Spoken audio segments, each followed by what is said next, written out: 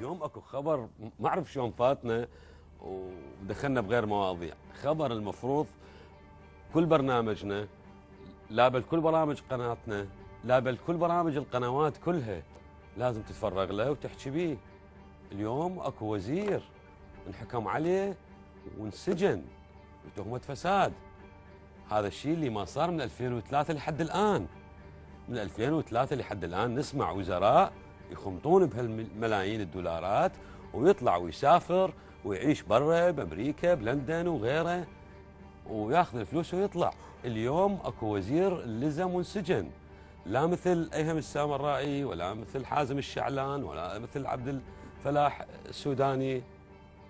اليوم وزير البيئة في الحكومة السابقة السيد سرغون صليوة اليوم محكمة جنايات نزاهة أو محكمة نزاهة بالرصافة حكمت عليه بسنتين بالحبس الشديد، وكان حاضر بالمحكمة، ومن المحكمة قبل أخذوه ودوه للسجن راح يقضي سنتين، وغرموه أو أجبروه على أن يدفع 338 مليون دينار. أي مليون دينار، تقريبا 300 ألف دولار ظاهرية. هاي التهمة اللي بسببها انسجن هذا السجن. هذا الشغل اللي نريده من النزاهة، هذا الشغل اللي نريده من القضاء. هذا والله صفقوا لهم، والله بدعتي. هذا الشغل اللي نريده، هذا اللي نتمناه، هذا اللي نريد نشوف بعد وبعد.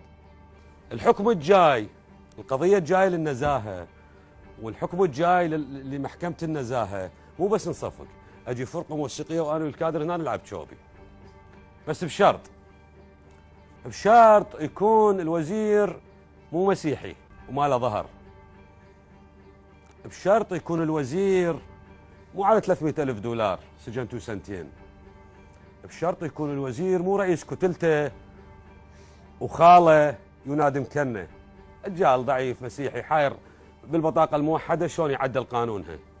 لا، اجي فرقة موسيقية والعب شوبي اذا كان رئيس كتلة الوزير وخال الوزير قيادي شيعي كبير مدعوم للتحالف الوطني، عمامته سد عين الشمس، والله العب شوبي.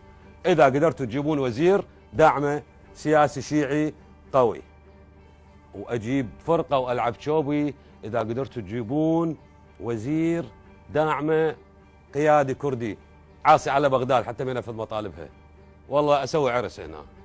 زين، واذا الحكم الجاي على مسؤول سياسي كبير مدعوم من تركيا، اردوغان اللي فايز هسه بالانتخابات وراح يشكل حكومه واحده هو اللي داعمه، والله يسوي عرس وحفله هنا. يعني حتى باصلاحاتكم رحتوا على الناس اللي ما عندها ظهر.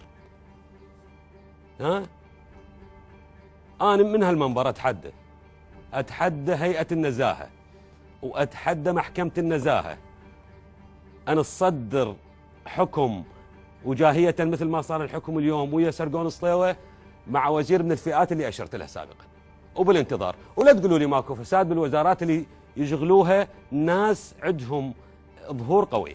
كل الوزارات بها فساد، وكل الوزراء السابقين يجيبون وزير داعمه قيادي كردي عاصي على بغداد حتى ما ينفذ مطالبها، والله اسوي عرس هنا. زين، واذا الحكم جاي على مسؤول سياسي كبير مدعوم من تركيا، اردوغان اللي فايز هسه بالانتخابات وراح يشكل حكومه واحده هو اللي داعمه، والله يسوي عرس وحفله هنا. يعني حتى باصلاحاتكم رحتوا على الناس اللي ما عندها ظهر.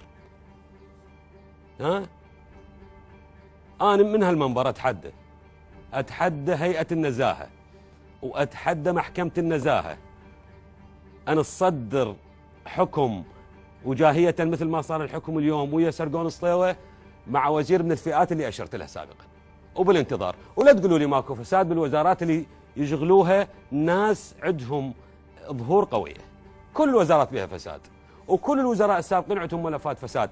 اذا شوي تضغطون عليهم لا تطلعون من عندهم وتسجنونهم مو سنتين، تسجنونهم 20 سنه، ومو تاخذون من عندهم 338 مليون دينار 300 ألف دولار 30 شده، لا تطلع عندهم مليارات ملايين، تطلع عندهم ملايين الدولارات مليارات بالعراقي. نشوفكم الاحد ان شاء الله.